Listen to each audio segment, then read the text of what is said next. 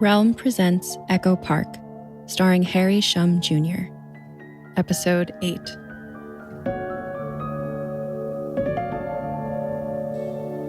Sophia. Brentwood Park, August 20th. My reflection in the vanity mirror smiles back at me. I dab on more concealer and smile again. No good. Looks hella fake. Too fucking bright, I mutter. Dropping the curve of my lips a bit, I show less teeth. There. I open my walk-in closet. It's filled with light, neutral tones, fancy brand name shit that makes me look like a dork, but it works on a day like today. I have to convince a bunch of government folks to fund Makalos Therapeutics. Skyscrapers and hotels blur past my car. My nerves flare up the closer I get to downtown LA.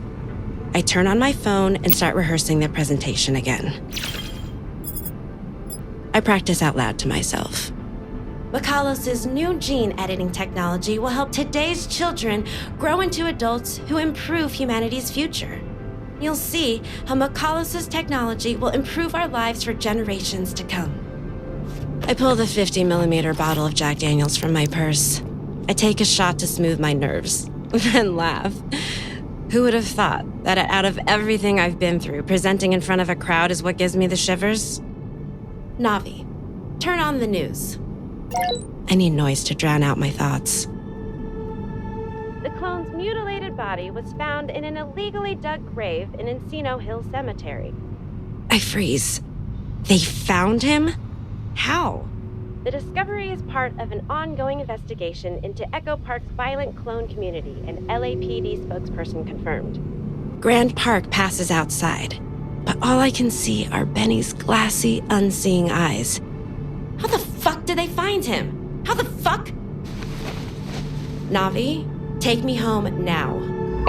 Now. I need to take care of some things. Fast, before they come looking for me. Sophia. Flashback. Brentwood Park, July 9th. I haven't seen or heard from my father since the last summer volunteering at Arcogen. We're estranged. So it's a surprise, to say the least, when a representative from Makalos Therapeutics, a big new pharma and biotech company, contacts me on his recommendation. Maybe that's why I agree to their request. Maybe I'm just bored of my usual assignments as a freelance biotech writer. Makalos is building new gene editing technology for children and needs my help to get government funding. My assignment has two parts. First, to get testimonials from my Arcogen retreat students when I volunteered over spring break. Second, and more puzzlingly, Makalos wants me to read through the private files of Iskender Aquarius, a clone I've never met, and compile a report. How they got access to these files, I don't even want to know. The clone database is grouped by batches, beta and alpha. Apparently the clones I tutored were all beta batch. Like Charles, the Arcogen poster boy who reinvented himself as a social media influencer, and Shy Benny, who's now an elementary school teacher. But when I reach the alpha database, my stomach tightens. Face after face stares back at me from the computer screen, all dead-eyed and glum. The data accompanying each entry only paints a worse picture. The alphas have had a much harder time integrating into society. I scan criminal records, arrest reports, a couple of obits. Then I reach the next alpha clone in the file, and tea shoots out of my nose. On screen, I glower back at myself. This version of me has matted brown hair and aggressive hazel eyes. Mia Capricorn. I scan the file. She lives in the housing projects at Elysian City Heights. I have a clone, I murmur, tasting the words. I think of my father's evasiveness about the Eastern Wing. How my mother, rest her soul, always glanced away when I ranted about not having any siblings. Mia glares at me from the screen. as filled with resentment as I feel right now. An alpha, even. Why didn't anyone tell me? I decide to find out for myself.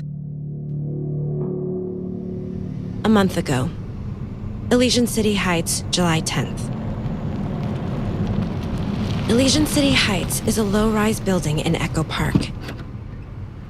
I nearly dropped the box of macaroons when I hop over the piss puddle on the stairs to Mia's floor and knock on apartment 5A and wait. I wrinkle my nose as the door opens, the chain lock still intact. The figure on the other side, with hazel eyes just like mine, smells sour with alcohol. "Yeah?"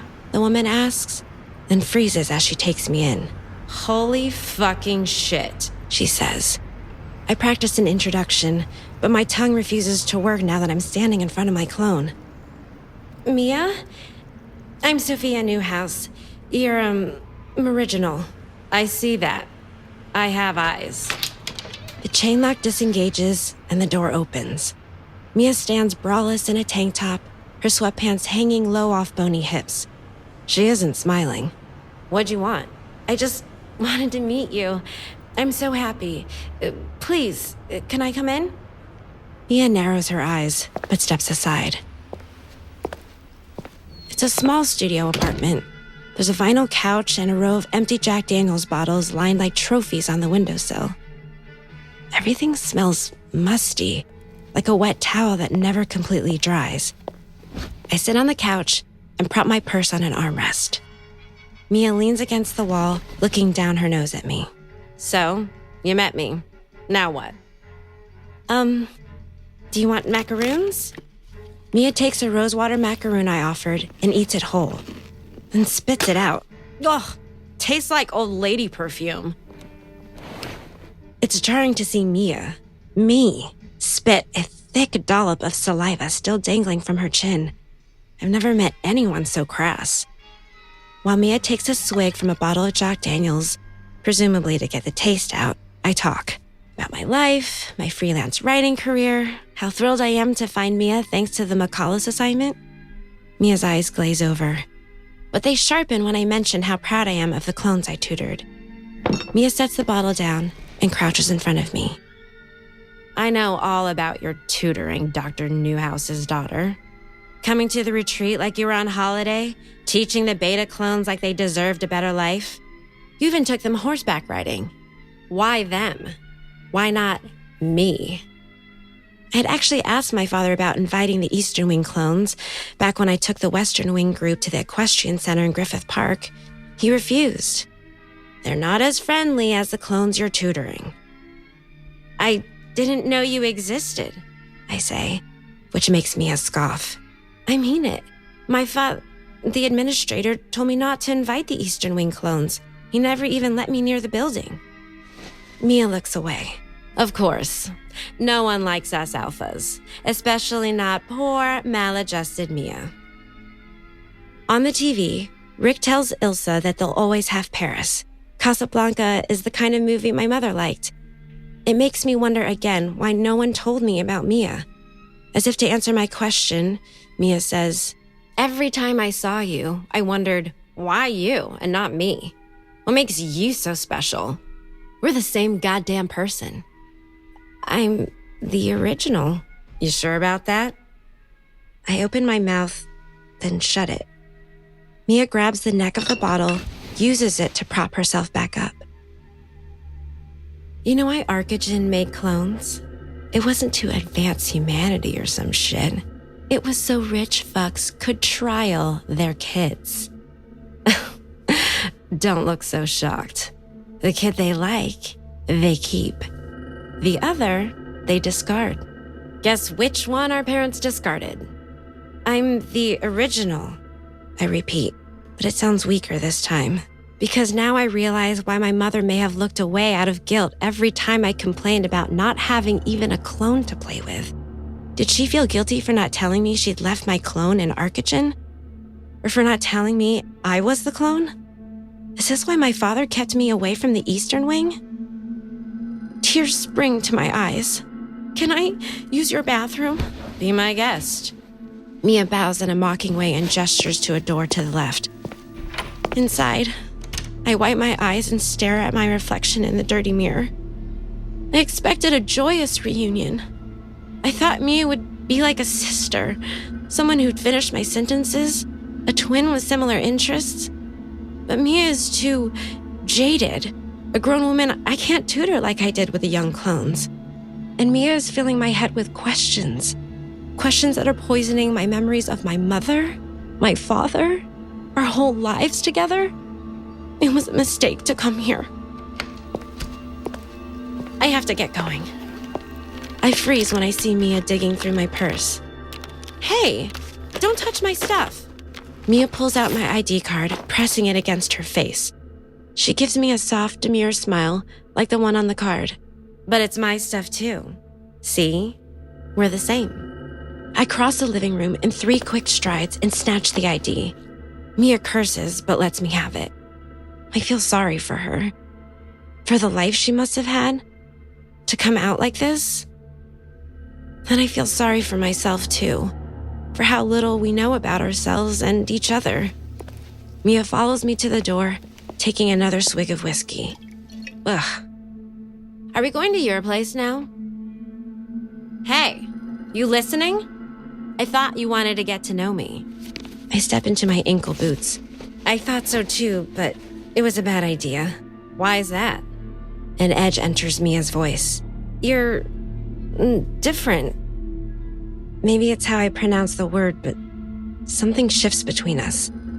Mia still wears a fake smile, but there's a new aggression in her eerily identical eyes. Mia steps forward, the bottle dangling from her hand. Different. Different how? I'm going. My purse is still on the couch, and I decide to leave it. I just need to leave. Get out of here. Now. I stride toward the door, hand extended. I'm half an inch away when pain explodes across the back of my head. An ugly sound echoes between my ears like a dull thunderclap. Next thing I know, I'm lying on the ground, staring at my own bare feet. No, not mine. Mia's. A faint moan escapes me. Mia's voice sounds far away, muffled by the throbbing in my skull. How am I different? Explain, you trust fund bitch. Groaning, I try to roll to my side. White sparks explode in my vision. I touch the side of my head. My fingers come away sticky and hot. Blood. I'm bleeding. Tears swim in my eyes, flood my vision. I think of my mother, my father, all the questions they never answered. Everything I want to ask them, demand of them. Above me, Mia raises the bottle over her head. I try to scream. All that emerges is a faint gurgle. The last thing I see is the glint of the bottle as Mia brings it down on my head.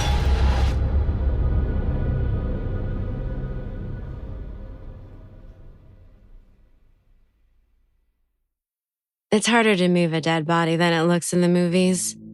I binged on movies after Arcogen to gobble up all the knowledge we were denied.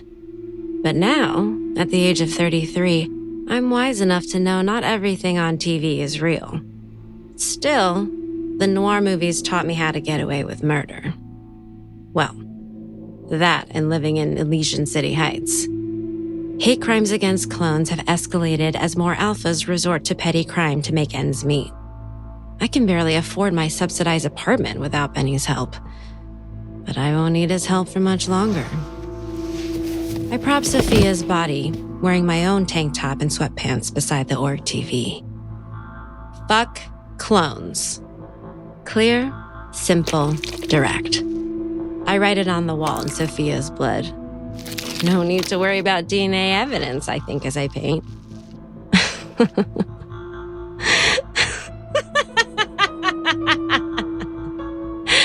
Get it together. I finish painting, then shower for the last time under cold, rusty water. Then I put on Sophia's clothes, all except for the jacket, which got an unfortunate bloodstain, and fine jewelry. I hold up Sophia's ID, my ID now, and practice her smile again. Another peek inside the purse tells me the bitch has an electric car sitting at a charging station not far from here. Thank God it's self-driving. I never learned how. The car takes me to a boxy glass-walled house on Elderwood Street. Holy shit. I knew she lived well. But this? The door to her apartment opens up easily at the sound of my voice. A bay window in the living room shows trimmed hedges and a garden with a gazebo.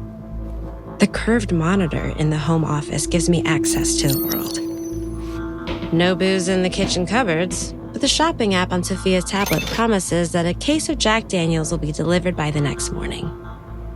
I am Sophia Newhouse, I recite in the bathtub later. Warm, soapy water for a change. What luxury. I turn it up to scalding and sink into the flower-scented water. I am Sophia Newhouse, and this is my life. The life I deserve. No one will take it away from me now. Life is good as Sophia. A few days into my new identity, I've already been invited to 2 birthday parties and 1 wedding. I decline all of the invitations and laugh at the disappointed emojis my friends text. That's right. I'm doing the rejecting now. Being a self-employed writer means I'm my own boss. I turn down all new work and abuse the shopping app, buying all the fancy food and tools, like a retractable 14-inch electro knife I couldn't afford back at Elysian City Heights. No new clothes, though. Another tip from the noir movies. Criminals are caught by making small, stupid mistakes, usually after they think they've gotten away with it. Outside, I become Sophia Newhouse.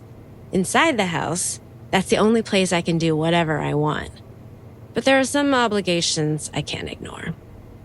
Like the calls from Makalos Therapeutics asking for updates on the assignments. Sophia signed a contract I don't know how to get out of, but luckily she already did some of the legwork. I find emails she sent to the clone she wanted testimonials from, including Benny. Benny, my on-again, off-again ex. Benny, who's probably devastated after news of Mia's death spread. Okay, maybe the Makalos gig isn't the only reason I called him first. He answers on the 3rd ring. Sophia. Benny, hi.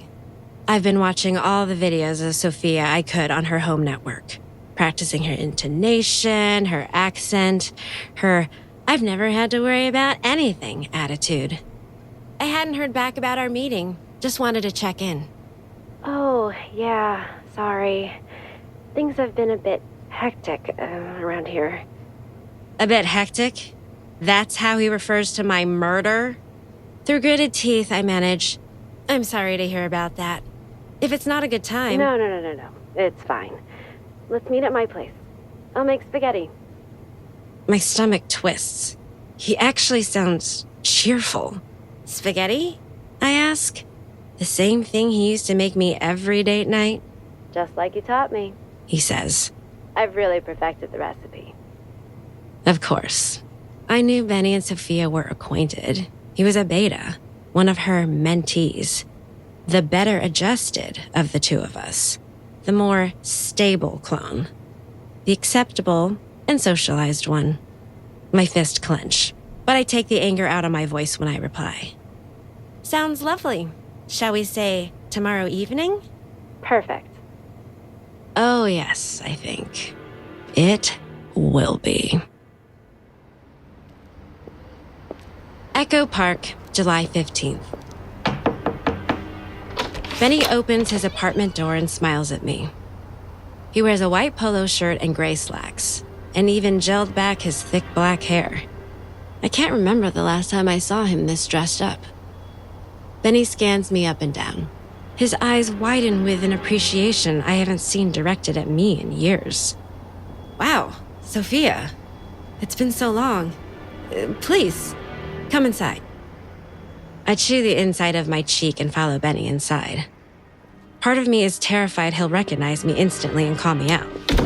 Another bigger part fears he won't. Benny is the only person I was close to. My one real connection. The only person who's been there for me through the thick of the shit that is the real world post-Arcogen. If he doesn't recognize me, do I even exist? The smell of tomato sauce wafts from the kitchen. Boring as the pasta routine could get, I can't deny that Benny's home-cooked meals always comforted me. Well, I have my own castle now. I can hire people to cook for me anytime. I don't need him anymore. I don't need anyone. I heard about Mia Capricorn's murder, I say when he comes back from the kitchen with 2 plates of steaming spaghetti. Benny's shoulders stiffen as he sets down the plates. Yes, it's a tragedy. Looked like a hate crime. His gaze darts to mine, then away again. How do you feel about it? Me? I ask. He pours me a glass of red wine. Whatever I expected him to say, it wasn't this. I don't think you knew about her back at Arcogen, but actually, Mia was your echo, or your clone. Oh, right. Now it's my turn to avoid his gaze. I didn't learn about her until recently. I wish I could have met her at least once, though. He grunts in acknowledgement. I steal a glance at him from beneath my lashes. Did you know her? Why doesn't he recognize me yet? I reach for my wine glass, tighten my grip on the stem. See through this. I guess you could say we had a thing. He takes up his own glass, raises it with an apologetic smile. To Mia. To Mia? That's it? I lift my glass in response, then drain the entire thing in one swallow. A thing. Yeah, Benny. I guess you could call it that. The spaghetti is good, as usual. Herby ground beef and al dente pasta. The same thing we always eat together. Today, it turns leaden on my tongue. Did the police reach out to you about Mia? Since you knew her, they must be trying to find out what happened. My skin itches. I long to peel off this stupid pantsuit. Just recognize me already. I exist.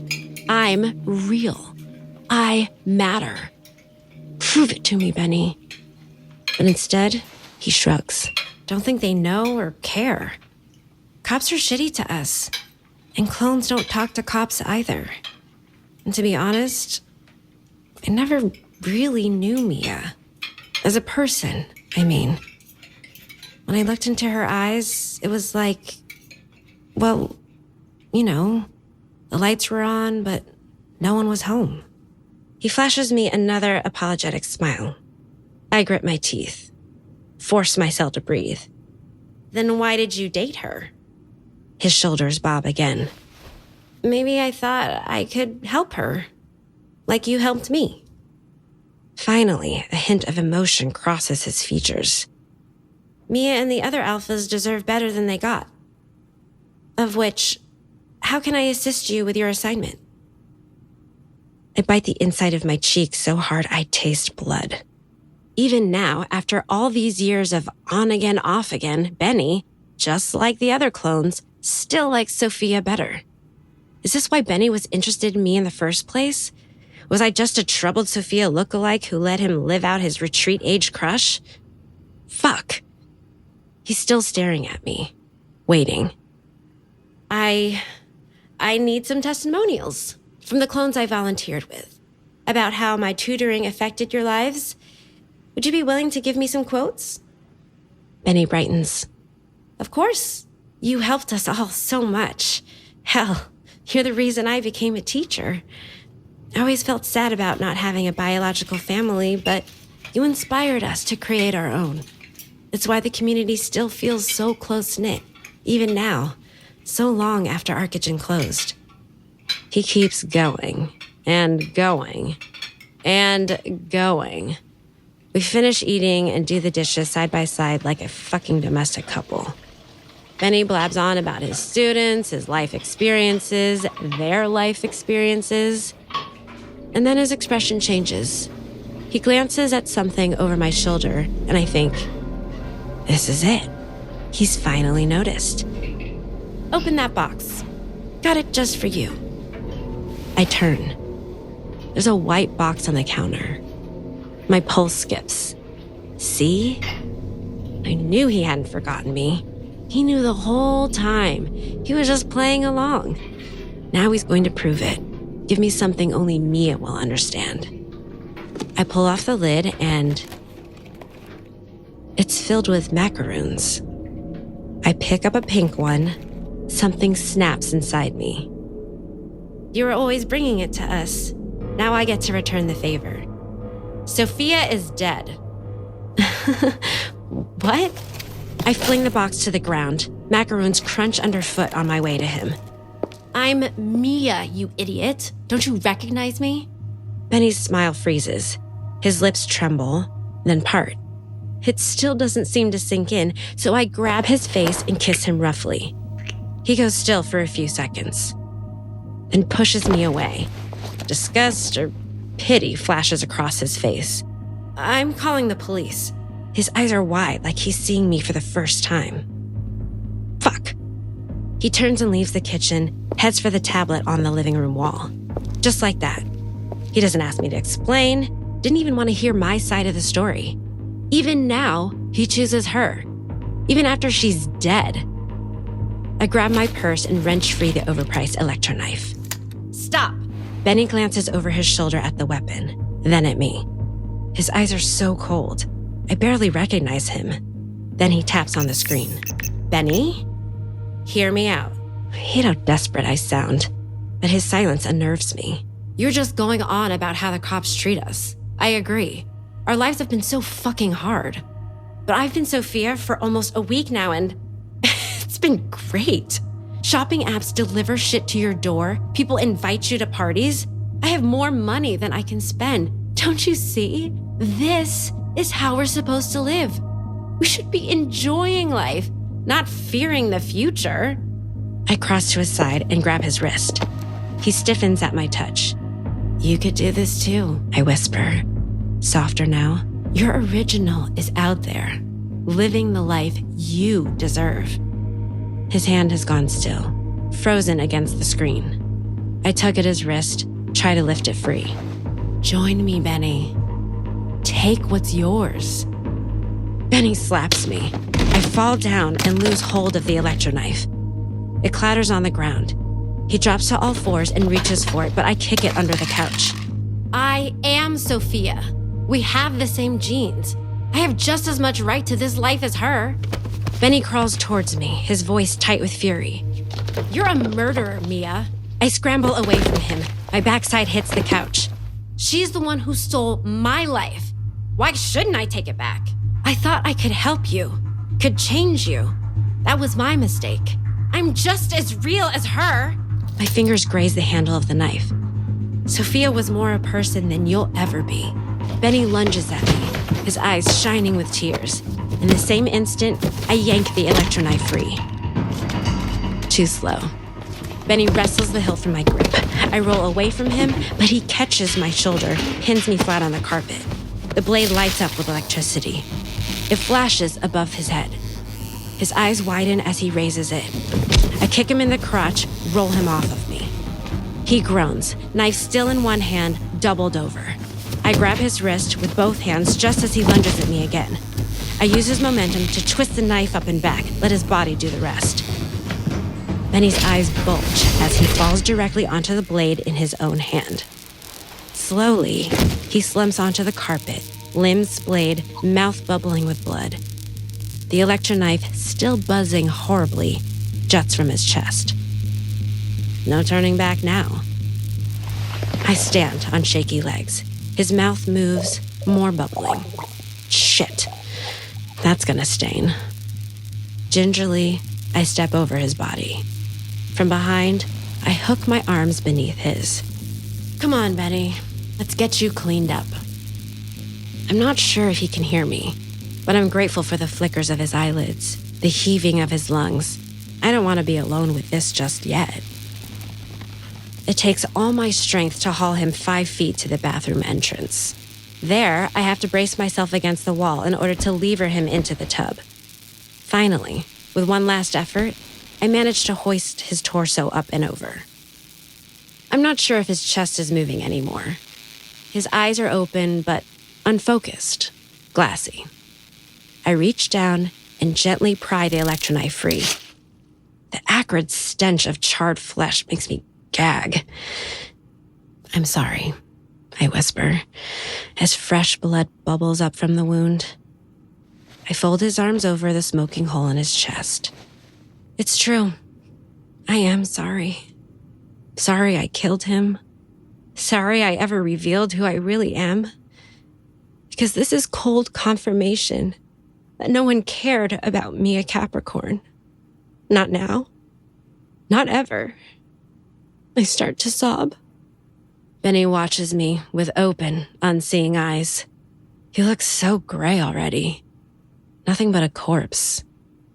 The sobs get louder, then softer. Finally, anger replaces the sadness. The fucker forced me to kill him. He couldn't see reason, refused to see the truth right in front of him. Now I have to clean up his mess.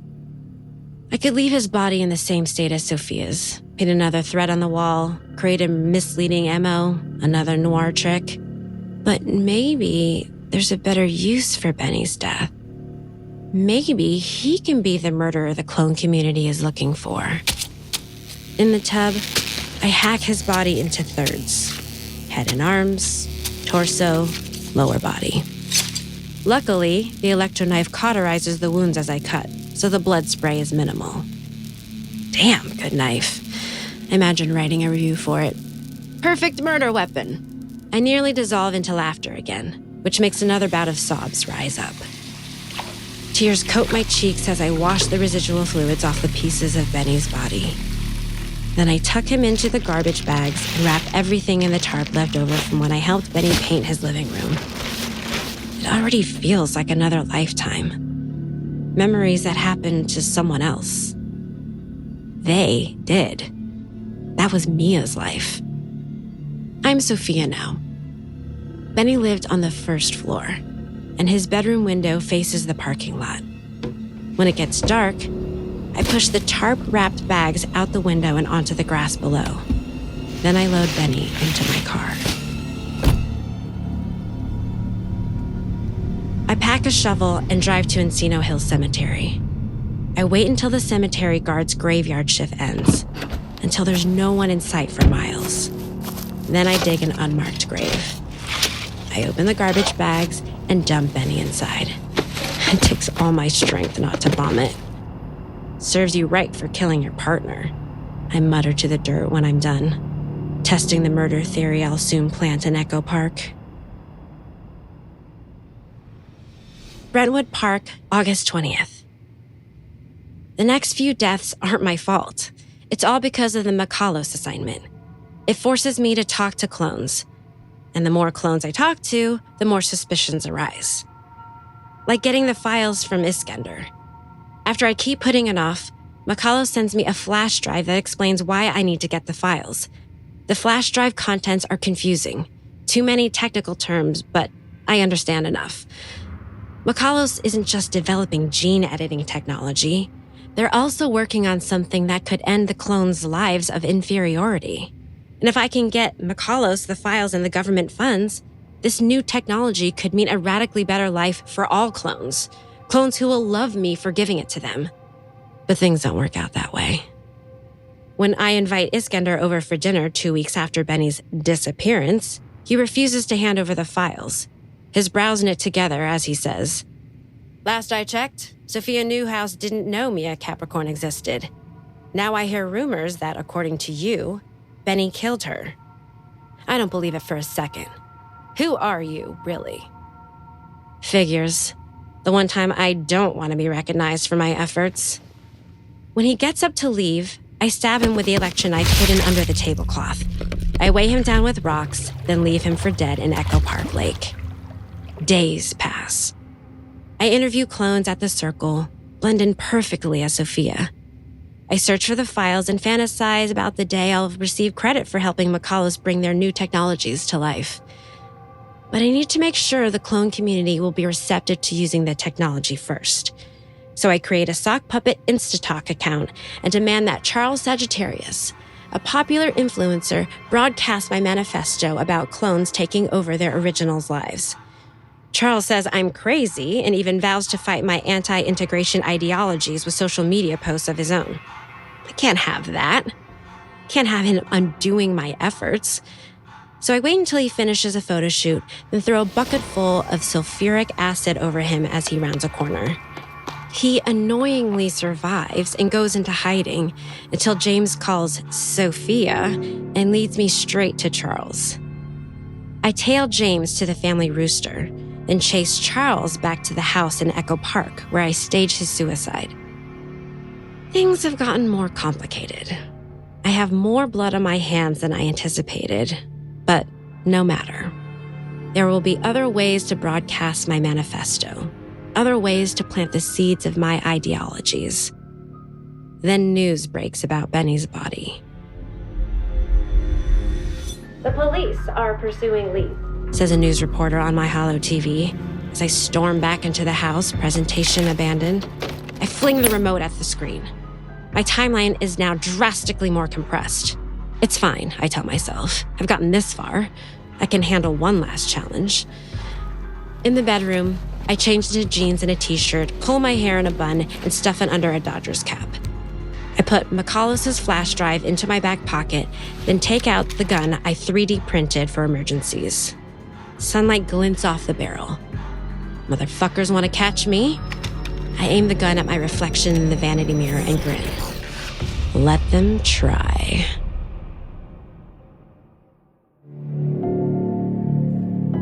You're listening to Echo Park, starring Harry Shum Jr.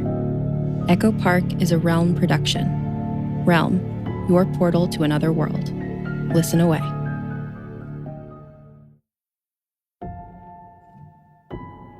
Echo Park stars Harry Shum Jr. and Nikki Toison, written by Curtis C. Chen, Monte Lin, Millie Ho, Sloane Leong, and Jenn Reese. Produced by Rhoda Belleza, Fred Greenhalgh, Kaylin West, and Haley Wagreich. Directed by Pun Bandhu. Executive produced by Molly Barton, Marcy Wiseman, Julian Yap, and Harry Shum Jr. Associate produced by Michael Coulter. Starring Harry Shum Jr. and Nikki Toison. Loop Group actors David Chen, James Taku Leong, Constance Parng, and Artemis Snow. Sound design by Krista Giametti. Mixing and mastering by Rory O'Shea. Audio editing by Jason DeWald. Original score by Martin D. Fowler. Music supervision by Marcus Bagala. Production manager Alexis Latshaw. Production coordinator Angela Yee. Casting by Sunday Bowling and Meg Mormon. Cover art by Kendall Thomas and Louise Daisy. Executive in charge for Realm, Mary Asadolahi. Find more shows like Echo Park by following Realm on Apple Podcasts, Spotify, or at realm.fm.